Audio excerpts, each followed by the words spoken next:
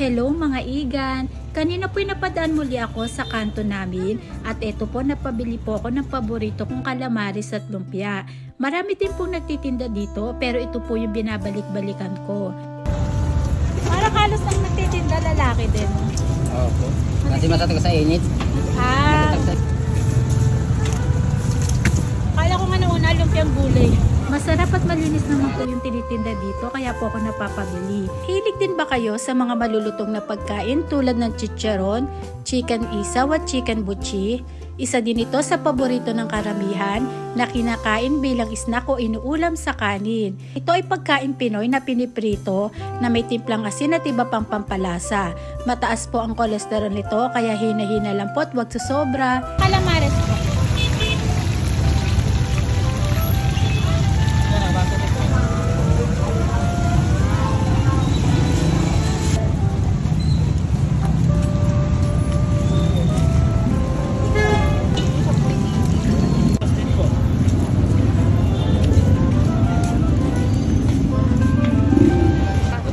Mga dalawa taga 150 yan. 75 yung isahan.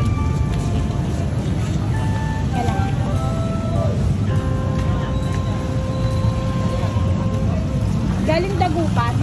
Yung bangus po.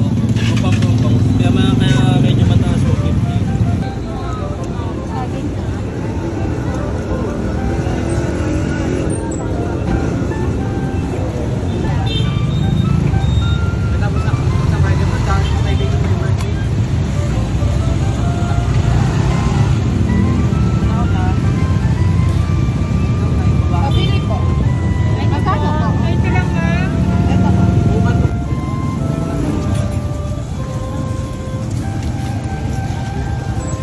Pabili po 10 piso. Meron